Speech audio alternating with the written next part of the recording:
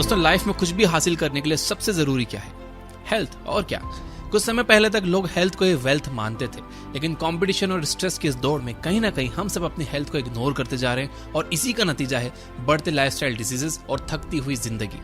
अगर मैं आपसे कहूं कि लाइफ लॉन्ग हेल्दी रहने का सीक्रेट आपकी अपनी बॉडी में छुपा है, तो क्या आप मानोगे? दोस्तों, हमारा शरीर खुद ही हमारी सारी बीमारियों और शरीर में जमा टॉक्सिन्स को खत्म करने की कैपेसिटी रखता है, वो भी उसे खाकर। फिर चाहे वो ब्लॉकेज हो, इन्फेक्शंस हो, शरीर में जमा टॉक्सिन्स हो या कैंसर सेल्स। पर अगर ऐसा कुछ है तो क्यों हम बीमार पड़ते हैं? क्यों नहीं सब लोग हमेशा हेल्दी और फिट हैं? क्योंकि अपनी बॉडी के सबसे बड़े दुश्मन हम खुद ही हैं। हमारी लाइफस्टाइल चॉइसेस के कारण हम खुद इस प्रोसेस को कम करके शरीर में बीमारियों को इनवाइट करते हैं। कैसे, ये जानेंगे आज के इस वीडियो में, जहां हम बात करने वाले हैं 2 नोबेल प्राइज की लिस्ट में आए लाइफ चेंजिंग टॉपिक ऑटोफेगी के बारे में। तो वीडियो को लास्ट तक जरूर देखें ताकि आप अपनी हेल्थ को एक नया आयाम दे सकें और हेल्थ से वेल्थ और सक्सेस का सफर तय कर सकें। तो चलिए शुरू करते हैं। सबसे पहले समझते हैं ऑटोफेगी क्या है और कैसे होता है। ऑटोफेगी शब्द सबसे पहले बेल्जियन बायोकेमिस्ट क्रिश्चियन डी डुवे ने सन 1963 में कॉइन किया था। ऑटोफेगी की साइट और उससे जुड़े सेल ऑर्गेनेल का पता लगाने के लिए 1974 में क्रिश्चियन डी डुवे को फिजियोलॉजी और मेडिसिन का नोबेल प्राइज भी मिला था। उनकी डेफिनेशन के मुताबिक ऑटो यानी सेल्फ और फेगी यानी खाना, यानी सेल्स का अपने अंदर ही मौजूद चीजों को खाना ऑटोफेगी कहलाता है। पर यह प्रोसेस कैसे होती है, कैसे और क्यों सेल्स अपने ही अंदर मौजूद चीजों को खाने लगते हैं? दोस्तों, हमारी बॉडी अपने आप में किसी मिरेकल से कम नहीं है। आज की डेट में भी साइंस ह्यूमन बॉडी को केवल 20 से 30% ही समझ पाया है। हमारे शरीर में 60 ट्रिलियन सेल्स हैं और रोज ना जाने कितने सेल्स बनते हैं और कितने मरते हैं। यह प्रोसेस चलती रहती है ताकि हमारी बॉडी का होम्योस्टेसिस यानी बैलेंस स्टेट मेंटेन रहे। ठीक इसी तरह एक सेल के अंदर भी कई नई चीजें बनती हैं और पुरानी चीजें टूटती हैं ताकि सेल जिंदा रह सके और प्रॉपरली काम कर सके। जिस तरह हमारी बॉडी सेल्स से बनी है, उसी तरह एक सेल भी कई सेल्स ऑर्गेनेल्स से मिलकर बना है। सभी ऑर्गेनेल्स अपना अपना फंक्शन करते हैं। कोई प्रोटीन बनाता है, कोई डीएनए, तो कोई एनर्जी। चाहे हम सो रहे हो या जाग रहे हो, इन सेल्स में कोई ना कोई प्रोसेस हमेशा चलती रहती है और इस दौरान कई वेस्ट मटेरियल सेल्स के अंदर इकट्ठा हो जाते हैं, जैसे कोई मिसफोल्डेड प्रोटीन, गलत बन गया न्यूक्लिक एसिड का टुकड़ा, या फिर कभी बॉडी में इन्फेक्शन हुआ, बॉडी इन्फेक्शन से लड़ी, वायरस या बैक्टीरिया तो मर गया पर उसके डेड रिमेन्स वहीं पड़े रहे। ये सारा कचरा धीरे धीरे सेल्स में जमा होता जाता है और सेल्स की फंक्शनिंग को स्लो करता है, जिससे डायबिटीज, अल्जाइमर्स, पार्किंसंस, ओबेसिटी, यहाँ तक कि कैंसर जैसे बड़ी बीमारियां भी हो सकती हैं। इसलिए सेल्स की प्रॉपर फंक्शनिंग के लिए यह बहुत जरूरी है कि ये कचरा समय समय पर साफ होता रहे और बस यहीं पर ऑटोफेगी का प्रोसेस काम आता है। ऑटोफेगी के दौरान सेल्स अपने अंदर जमा इस वेस्ट मटेरियल को रिसाइकल करके एनर्जी प्रोड्यूस करते हैं, जो सेल के सर्वाइवल के लिए बहुत जरूरी है। ऑटोफेगी बॉडी में मौजूद एक सेल का हाउसकीपिंग यानी कि बाय डिफॉल्ट फंक्शन है। आपको अलग से इसे स्टार्ट करने के लिए कुछ नहीं करना पड़ता, वो बॉडी में अपने आप होता रहता है। लेकिन प्रॉब्लम तब आती है जब ये प्रोसेस स्लो हो जाए या फिर काम ही ना करे। याद है आपको पुराना जमाना, जहां लोगों को डायबिटीज जैसी प्रॉब्लम्स नहीं होती थी, लोग 100 साल तक जीते थे, वो भी फिट और हेल्दी। क्यों? क्योंकि उनकी बॉडी सही से ऑटोफेगी कर रही थी और टाइम टाइम पर अपना कचरा रिसाइकल कर रही थी। ऐसा क्या था उन लोगों की लाइफस्टाइल में जो हम लैक कर रहे हैं? वो है फास्टिंग, खाने का सही रूटीन यानी डिसिप्लिन्ड ईटिंग। आइए जरा उनकी और हमारे ईटिंग हैबिट्स को कंपेयर करते हैं। वो सुबह अर्ली मॉर्निंग उठते थे, अपने डेली के कामों के बाद एक हैवी मील लेकर अपने काम पर निकल जाते थे। काम के बहाने उनका वर्कआउट तो हो ही जाता था, उसके बाद अंधेरा होने से पहले एक बार खाना खा लेते थे और फिर सीधा अगले दिन। इसके अलावा वो लोग हफ्ते में 1 से 2 बार फास्टिंग भी करते थे। और हम क्या करते हैं? फास्टिंग तो छोड़ दो, दिन में कुछ ना कुछ खाते ही रहते हैं। 8-9 बजे नाश्ता किया, अभी वो पचा नहीं, 2 बजे लंच कर लिया, उसका लोड कम हुआ नहीं, फिर स्नैक्स, फिर लेट नाइट डिनर, यानी टोटल मेस। पर खाने का ऑटोफेगी से क्या लेना देना है? आप बताइए, अगर आपके पास सफिशिएंट अमाउंट में ताज़ा खाना होगा तो आप बासी क्यों खाओगे? या आपके पास नई चीज़ों का सरप्लस सप्लाई है तो आप कबाड़ का इस्तेमाल क्यों करोगे? किसी भी पुरानी चीज़ को इस्तेमाल करने का थॉट तभी आता है जब आपके पास किसी चीज़ की कमी हो।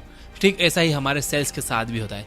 जब तक आप उन्हें एनर्जी और न्यूट्रिशन की सरप्लस सप्लाई आप एक्सटर्नली देते रहते हो, तब तक वो ऑटोफेगी मोड में नहीं जाती। चूंकि ऑटोफेगी एक सेल का बेसिक सर्वाइवल मैकेनिज्म है, तो ये तभी ट्रिगर होता है जब बॉडी में किसी तरह का स्ट्रेस हो, जैसे बॉडी कैलोरी डेफिशिएंट हो या किसी तरह का इन्फेक्शन हो। जब हम हर समय खाते ही रहते हैं तो सेल को कभी एनर्जी डेफिशिएंट स्टेट में रहने का मौका ही नहीं मिलता, जिसके कारण ऑटोफेगी सप्रेस हो जाती है और इसका नतीजा हमें बहुत सी बीमारियों के तौर पर देखने को मिलता है। 2016 में योशिनोरी ओसुमी नाम के जापानीज साइंटिस्ट को ऑटोफेगी की रिसर्च के लिए नोबेल प्राइज मिला।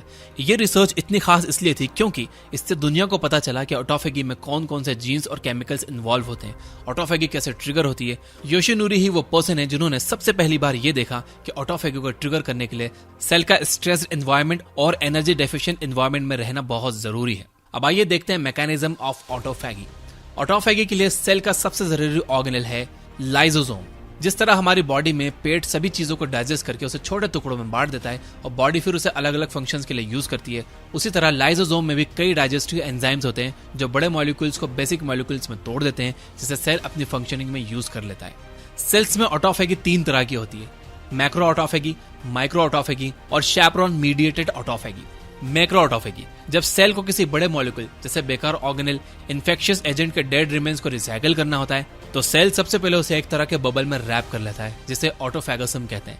फिर ये बबल जाकर लियोजम के साथ मर्ज हो जाता है और सारा कंटेंट लियोजम में चला जाता है। माइक्रो ऑटोफेगी जब किसी छोटे मॉलिक्यूल को डाइजेस्ट करना होता है तो ऑटोफेगसम का फॉर्मेशन नहीं होता, वो मॉलिक्यूल सीधा लियोजम में जाकर डाइजेस्ट हो जाता है। वहीं जब किसी स्पेशलाइज्ड प्रोटीन को डाइजेस्ट करना होता है जैसे कोई टॉक्सिन या बैक्टीरिया वायरस का कोई पार्ट, तो उसे एक खास तरह के व्हीकल पर बैठकर लियोजम के अंदर जाना पड़ता है जिसे शैपरॉन्स कहते हैं, और इस तरह की ऑटोफेगी शैपरॉन मीडिएटेड ऑटोफेगी कहलाती है। ऑटोफेगी के प्रोसेस को समझने के बाद जानते हैं इसके बेनिफिट्स के बारे में। ऑटोफेगी एक नेचुरल सेल्यूलर प्रोसेस है जिसमें डिसफंक्शनल और अननेसेसरी चीजों का डिग्रेडेशन और रिसाइकलिंग होती है। इससे आपकी बॉडी में बहुत से बेनिफिट्स होते हैं जैसे cellular repair and maintenance. Autophagy से damaged protein, dysfunctional cells organelles, cellular debris जैसे कई अनवांटेड वेस्ट मटेरियल सेल्स के अंदर से रिमूव होते हैं, जिससे सेल को रिसाइकिल और रिजुविनेट होने का मौका मिलता है और सेल्यूलर हेल्थ मेंटेन रहती है। ये सेल में रिपेयर और मेंटेनेंस प्रमोट करके सेल की इंटीग्रिटी और फंक्शनैलिटी को मेंटेन रखते हैं। Anti ageing effects. बात बड़े पते की है कि आप जानते हैं कि ऑटोफेगी आपकी उम्र कम दिखाने में भी आपकी मदद कर सकती है, यहाँ तक कि आपको कई एज रिलेटेड बीमारियों से भी बचा सकती है। दरअसल ऑटोफेगी से सेल का वेस्ट मटेरियल रिमूव होने के साथ साथ सेल्स में ऑक्सीडेटिव स्ट्रेस भी कम होता है, जिसके कारण एजिंग की प्रोसेस स्लो हो जाती है और सेल फ्री रेडिकल डैमेज से बच जाता है और आपके सेल्स जवान यानी आप जवान। Enhanced cellular energy production. क्या आप जानते हैं कि हम लगभग 30 से 40 दिन तक बिना खाए जिंदा रह सकते हैं, पर इतने दिन तक सेल्स कैसे सर्वाइव करते हैं? ऑटोफेगी की बदौलत। ऐसी स्कैरसिटी के समय पर ऑटोफेगी सेल्स के वेस्ट मटेरियल से एनर्जी प्रोड्यूस करने की कैपेसिटी देता है ताकि हम एक्सट्रीम से एक्सट्रीम कंडीशन में भी सर्वाइव कर सकें। Improved immune response. इम्यूनिटी बढ़ाने में भी ऑटोफेगी बहुत बड़ा रोल प्ले करता है। पहला ये कि ये इम्यून सेल्स को रिजुविनेट करता है, दूसरा कि ये वायरस और बैक्टीरिया को छोटे छोटे टुकड़ों में तोड़कर एंटीजन प्रेजेंटेशन का काम करता है। दरअसल किसी भी इन्फेक्शियस एजेंट को पहचानने के लिए इम्यून सेल्स को एक प्रोटीन के छोटे छोटे टुकड़ों की जरूरत पड़ती है जिन्हें एंटीजन कहते हैं। बिना इसके इम्यून सेल्स काम नहीं कर पाते, इसलिए ऑटोफेगी इम्यूनिटी के लिए बहुत जरूरी है। न्यूरो डिजेनरेटिव डिसीज से प्रोटेक्शन। ऑटोफेगी बॉडी के हर सेल में होती है, जी हाँ, ब्रेन सेल्स में भी। और अगर ब्रेन सेल्स अपने ऑटोफेगी का काम सही से नहीं कर पाए तो वहां जमा एक्स्ट्रा प्रोटीन डेब्रिस बहुत सी न्यूरो डिजेनरेटिव बीमारियां जैसे Alzheimer's, Parkinson's and Huntington diseases का कारण बन सकती है। स्टडीज में देखा गया है कि ऑटोफेगिक रिस्पांस में किसी भी तरह की गड़बड़ी इन बीमारियों के होने के चांसेस को डबल कर देती है। Cancer prevention. ऑटोफेगी सेल्स को कैंसरस स्टेट में भी जाने से रोक सकता है। कैंसर क्या है? सेल्स के डीएनए में डैमेज होना, जिसके कारण सेल्स बिना रुके मल्टीप्लाई करते जाते हैं। ऑटोफेगी सेल्स में जमा डैमेज डीएनए को खाकर सेल्स से स्ट्रेस कम करता है और किसी भी तरह के म्यूटेशन को जमा होने से रोकता है, जिससे कैंसर के डेवलप होने के चांसेस कम हो जाते हैं। अब आता है वीडियो का सबसे जरूरी पार्ट कि अपनी बॉडी में ऑटोफेगी को मेंटेन रखने के लिए क्या करना चाहिए और क्या नहीं। एक बात जो इस वीडियो में हमने बार बार सुनी वो ये थी कि बॉडी में ऑटोफेगी तभी होती है जब बॉडी न्यूट्रिएंट डिफिशिएंट स्टेट में होती है। तो इसके लिए आप 3 चीजें कर सकते हो। पहला है फास्टिंग। फास्टिंग आज से ही नहीं बल्कि सदियों से हर धर्म और हर मजहब का हिस्सा रही है। फास्टिंग कई तरह से हो सकती है, जैसे लिक्विड से, वाटर से या इंटरमिटेंट फास्टिंग। बेसिकली फास्टिंग यानी आप एक सर्टेन टाइम तक खाना छोड़ देते हो जिससे सेल्स पर स्ट्रेस पड़ता है और ऑटोफेगी स्टार्ट होती है। Liquid fasting.